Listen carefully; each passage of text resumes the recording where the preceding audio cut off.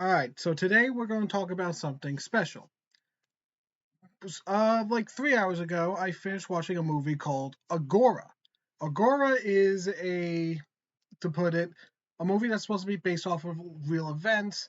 And the reason why I watched it was because a character that I read, if you have remembered this book, the Hypatia book, Hypatia, The Life and Legend of an Ancient Philosopher by Edward J. Watts, Hypatia is in this movie, and basically it adds more pieces into what this book doesn't have. However, when I watched the movie, I found the movie to be very interesting. Not by adding more substance to Hypatia, but also telling more into its historical aspect. Uh, so why don't I start off with how the movie is 2 hours long. I would say it was very interesting seeing the story between it had like two different sides of the stories. One story was basically like a weird love triangle between Hypatia and three different people. One was a slave by Davis, one was one of her male students named Orestes, and the other one was another another one was, let me look up his name. I'm sorry for this one. The other one was, I'm gonna butcher his name, Cineas. There was apparently, according to the plot, there was supposed to be a love, like this weird love triangle between these three characters. However, when I watched the film, it didn't feel there was this love triangle. The reason why is because Hypatia has put off their love, and then when I watched the whole movie, it felt like Cineas was never there at all. He would only appear as like in the beginning of the first half, and then he's just gone, and then he doesn't come back until like in the second half, but as a completely different person who then is just still does not feel like he has interest at all with like this whole love triangle thing. So most of the love triangle is mostly between Davius and Orestes. But but when it came to the romance aspect, I didn't feel quite interested with the film in this whole aspect. But when it came to the historical stuff, that's when it hit good. It felt really good, like seeing the the library that was in the library being taken over by by Christianity, by the people who follow Christianity, and burn all the knowledge that the pagans have garnished over the years. That was a gripping scene. I should have mentioned. So this is where we come to the second plot of the movie. Basically, there is an ongoing conflict between the pagans and the Christians. The reason why is because Christianity has been growing stronger and stronger, and basically they believe God is the center of all that was created in the world, while the pagans believe a much more a philosophy study. Basically, they don't believe in that their God was the one behind all the creation, but believe there's still wonders to the world that are basically need to be known. Now, Hypatia is based. Now, the thing with Hypatia is that Hypatia is a philosopher in mathematics and astronomy. Now, in throughout the movie, she's more seen through the astronomy side than over the math side. Not only that, in the movie, we also do see her father, Theon, Theon in the movie as well, but only in like the first half of the movie, and then he's like dead in the second half. So but continuing on from what I was saying, I did find some really great interest in sorry interest in this movie. But the thing was, between the movie and the book, it felt like Hypatia didn't have much to offer in this movie, despite her being like one of the major characters, like one of the main characters in the movie. Instead, it felt like Davius and Orestes had a lot more to say, with Davius getting the most interest in the whole first half of the movie, while Orestes gets like interest in the whole second half, with Davis getting much more interest around like once when we start getting into more of Act Two. And this is one of the parts I love about the movie, because Davius felt like a very interesting character. The thing with Davius was it was a slave that would follow Hypatia. And one day Davius decides to defend a girl that was a slave to them after it was found out she was a follower of Christianity, and he decides to defend her by making sure that Theon knows that he also follows Christianity, and he gets whipped for it. And Hypatia acknowledges that his sacrifice for this, and she actually tends to his wounds after getting whipped. The best part is that she noticed that he created a this contraption of like the system of how like the world spirals around the sun, where and she ends up showing it into the class and ends up being a very interesting moment.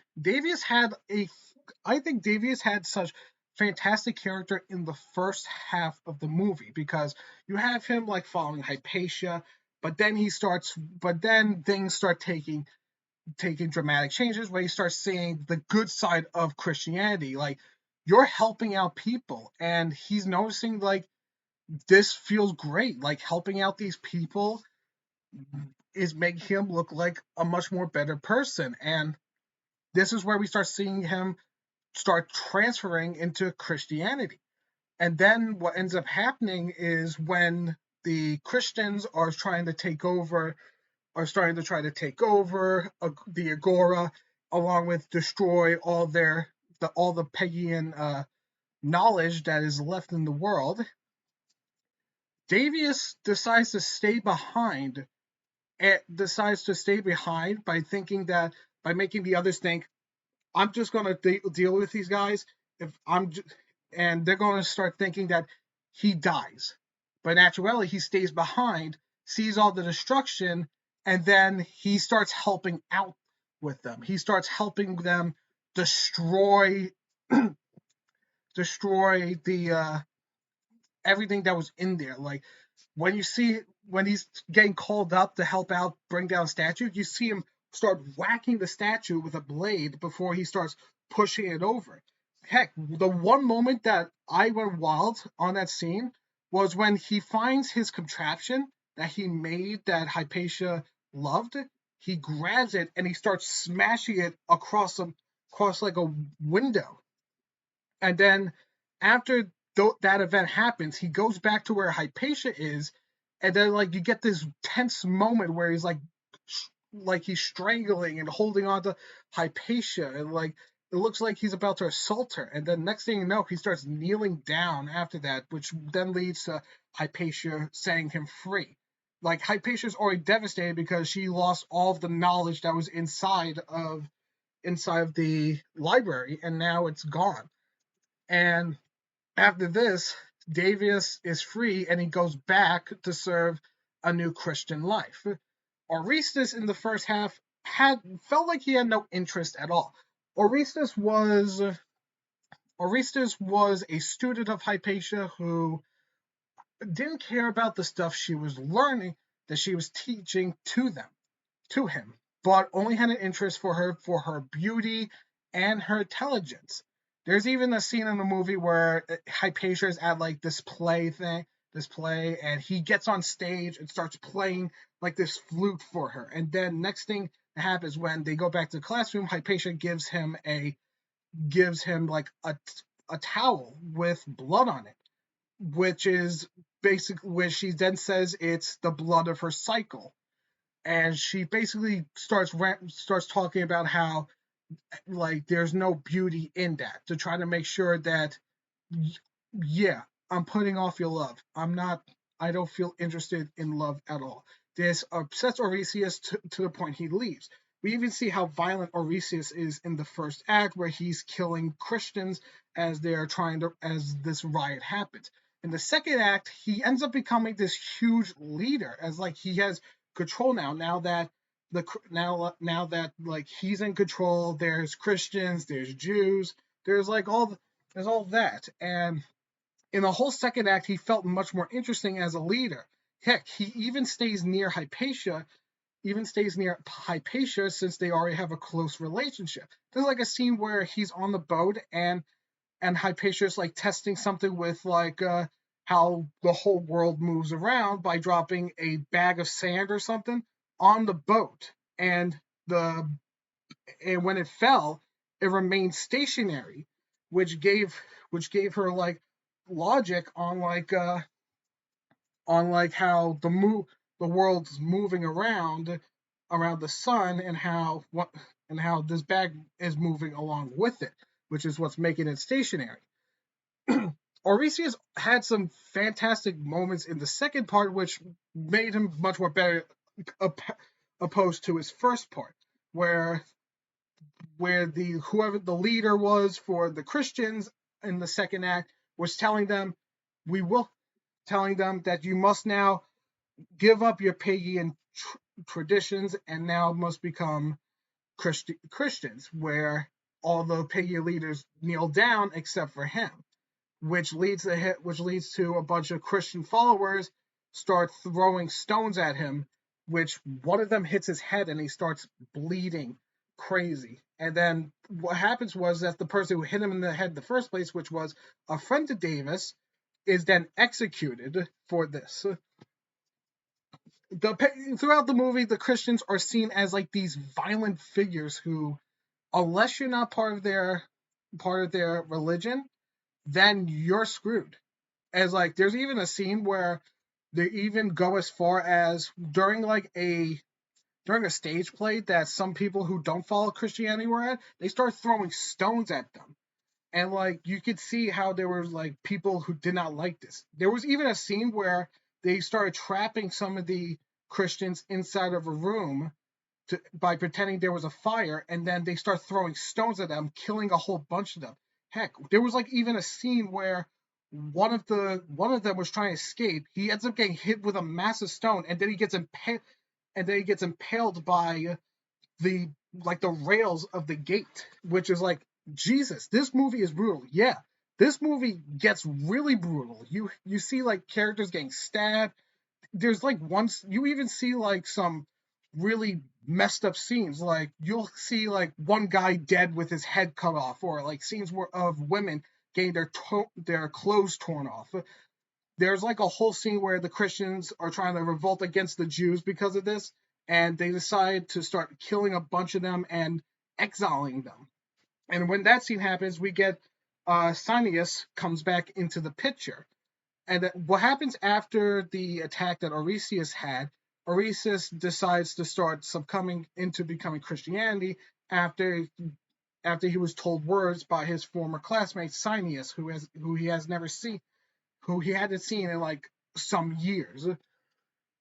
And then not only that, thinking about it, Orpheus was also some of the cause of Hypatia's death. Now, the one problem with the second half of the movie is that while Hypatia does play a major role, it feels like there isn't much interesting to her than besides how the book has stated. But the only role it felt like that she had more impact over was when she was trying to learn more of how she was trying to learn more with astronomy, with like how the sun moves around, because she's not giving up her Christianity. She's not giving up. She's not converting to Christianity. She's staying pagan, which is also what leads to her death. In the ending of the movie, she is taken to be killed, where we see Christians start taking her to a room, ripping her clothes off, and they begin to prepare to kill her by killing her by getting stoned, which is basically being thrown at with rocks. And that's like a brutal death. And Davis is like there with her, and you get like this moment where Davis is holding her, like it's like a form saying thank you for being there. And then Davis like smuggle her to, I guess, death, or either puts her to sleep, which is where her body lays like that. And then the other Christians come in and they start throwing stones at her. They start stoning her, which leads to her death. So overall, this movie felt really good. The one aspect I did not like was that I watched this movie just to actually get more info with Hypatia, and it felt like I didn't have much, but the one thing that I did like is that it gave me more interest with the characters that she has developed a relationship with. I wish it was more of Sinius because that felt like I could have gave much more to his character, but it felt like once when he left the first part and then he came back, it was like, yeah, he has no interest. But Davis or Orestes, these two had such I love their character, and I'm glad Hypatia was still with them because it gives them an interesting relationship between these two characters. Now, comparing to the book with the movie, I felt like I had a much more enjoyable time with the movie over the book because the book is more of an autobiography.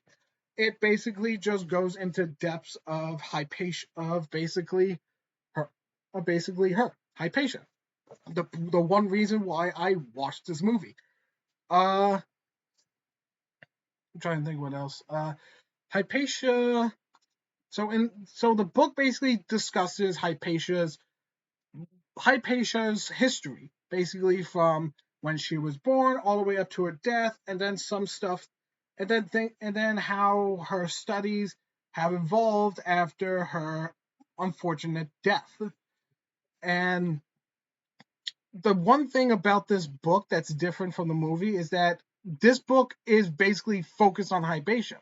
This movie is focused on the events, those events, basically the events of that Hypatia was part of, and you see her deal with how deal with the conflict that was happening outside the conflict that was happening outside of her studies. Basically, the Christians trying to take over from try and take over and destroy all knowledge of the pagans. Uh, which I will agree that this movie actually I really enjoyed seeing all those moments, despite them being huge moments that like, oh my god, this is happening.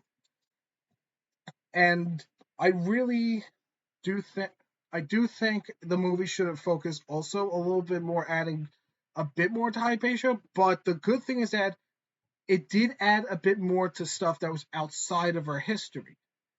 Like it basically gave us two characters who were basically had a great relationship with her, and I'm fine with that. Like we learned a bit about one of the slaves that she used to have, and we learned about a student that she had. We even learned about, and while Sinus didn't have much to say, we learned a bunch about him. We learned some stuff. Like when Sinus left, he was nothing but a student. Next thing he comes back, he's like a bishop. He's a Christian bishop now, and like he's not against them, he's like friendly towards them. Like when he comes back, he's like not angry towards Hypatia, he's more of happy with her, and he's like the seeing how she's been doing and how she's been teaching children now, opposed to all the men that she was teaching back before the Agora was like taken over. uh Now, the what and when discussing about it, Hypatia is discussed in the book as a fantastic individual. In this movie, it's seen like that. It's like you get to see how much she was a smart woman who actually also cared about her students. Like literally when they were discussing about how the Christians are about to come up and take were like doing some stuff and they needed to get rid of them, they they start discussing they start discussing how they need to fight back against them, and they wanted to use her disciples to fight back, and Hypatia was like, I'm against this. Like, you're not using my disciples to fight against a bunch of Christians. And she unfortunately lost that discussion, since her father unfortunately had to say that they have to be used against the Christians, and that's what happens. But there was like at least some people she was keeping behind. Heck, there was even after that scene happens, they were they were whatever Christians got into the gate, they were gonna use as hostages, and they were even gonna put some of the Christian people that follow Hypatia as hostages as well. And she said, like, You're not putting them away. You're I will go with them. Heck, even Orestes even prevents this from happening. Like, good for Orestes with that one. Like, yeah, I understand you care a lot for Hypatia. You're there only for her intelligence and beauty, but at least you are defending some of her disciples. And one of those disciples was Sinopus before he eventually left. He eventually left. But yeah, uh, so compared to the book, is that the book also talks about a lot more other stuff that were not in the movie. Basically, this movie was just more focused on the the events of when the Alexandrian library was taken over by the Christians and a lot of their stuff was destroyed. And then also the events of basically where the Christians had control over the whole city, but and there was like conflicts between them and then also the events of Hypatia's unfortunate demise. Uh, but the comparing to the book mostly, like I said, talks about her history. So we're basically getting info before those events as well. And at the end of the movie, we only get one info of Hypatia after the events of after her death, which is basically that another woman back in the 1700s learned about the world having spirals, having a spherical shape, which starts going into which is basically what Hypatia was learning about. She basically learned that the world, basically Earth, is not flat but more spherical, which was another major important part of this movie. Now discussing Hypatia herself, we we do see the kindness that she has. We do see the wisdom that she has. The wisdom is not. We do see parts of wisdom, like in the beginning of the movie, she's teaching her class with like using this tissue and dropping it and how it lands and how it lands. Uh, there was the part where you had the spear, and then and then we get to it in the second act. We see her trying to learn more about astronomy by dropping the bag of sand, and then you see her with like another person trying to figure out things tracing by tracing like sand, figuring out where things land and all that. Yeah. But yeah, so overall, if I have to sum up the movie, it's a really great movie. I love the historical aspect of it. My downside with it was when I went to go watch it, it felt like there was not much left to Hypatia that I was expecting, but it did still feel a bit of what I wanted to see. Uh, the movie said that there were three major men that were going to be the focus of the movie, but it felt like two of them were only there, with the other one getting out of there as a minor character for the first part, and then coming back in to play a much more major role. Uh, the romance aspect, I didn't really felt it too much, I definitely, but I definitely think it would be interesting to actually do discuss about it, since there was a romance between Davis, the former slave of Hypatia, and Orestes, a student, a student of Hypatia that ended up becoming a huge leader who had to unfortunately submit himself to Christianity. After watching this, I definitely think this movie is recommended if you want to learn more about Hypatia, and I definitely do think there is a lot of fantastic historical moments that made me enjoy this movie. Uh, anyway, that's my presentation. Thank you.